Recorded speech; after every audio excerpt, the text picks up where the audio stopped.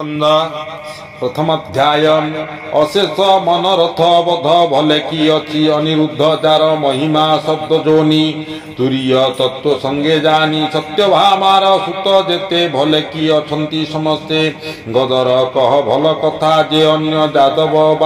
बारता एकांते कृष्णर पयरे सेवंती सबु परकारे धर्मे कि अच्छी युधिष्ठिर जे धर्म रखिला संसार जहार बाहुप्राय होई कृष्ण अर्जुन बेनी थाई भीमर कह भल कथा जे भीम अति बलवंता जार चरण घात कपे दुर्गम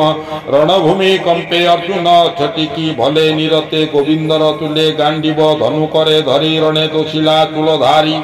नकुल सहदेव बेनी कुशल कह परिमाणी असिनी नासिका विवरे जन्म होइले जे शरीरे के कहू तांक गुणग्राम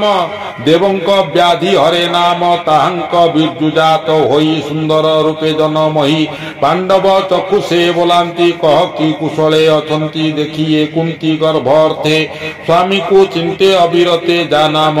चौदिगे शुभे से स्वामी बिनु सुत लोभे ताहांको छाड़ी भोग बिने रहिला पुत्र स्नेह मने सुन उद्धव साधुधीर धृतराष्ट्र जे व्यवहार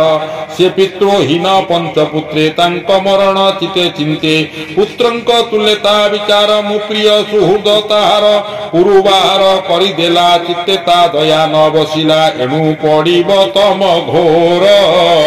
जीवने चिंता ताकु मोर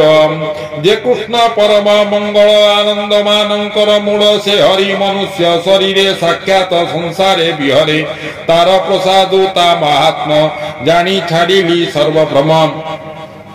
तार चरण ध्यान करी मुएबे आनंदे विहरी देख उद्धवता महिमा के कही पारे गुण सीमा जे जेते थिले महिपाले अनेक अक्षयिणी मारे मेले ताहांको मायारे संहारी हेले त्रिभुवन उद्धरी प्रसन्न जन दुख नाश अर्थे क्षण के पितवास पारंती कुरुंकु संहारी सहिले दोष क्षमा करी से गुणातीत जहरी खलनाथने अवतरी अखिल लोकंक कुशले से देह बंत दुकूले जार आज्ञारे संसार तीर्थर प्राय कीर्ति जार से हरि शुभ कथा मते कह उद्धव शुद्ध चिते एमंते विदुर वाणी उद्धव मने परिमाणी चिते चिंतिला नारायण सुजने एक मने सुन हरिचरित सुधारस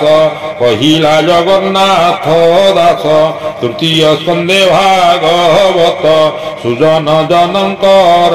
हिते तृतीय स्कंदे भागवते आनंद कबार हरि बोले श्रीमद भागवते महापुराण परमहंसं सहितायां वैशाख्यं तृतीय स्कंदे विदुर उद्धार संवादे प्रथम अध्याय हरि ओम तत्सत् नमो भगवते श्री वासुदेवाय नमो नमो नारायणाय विद्महे वासुदेवाय धीमहि तन्नो विष्णु प्रचोदयात्।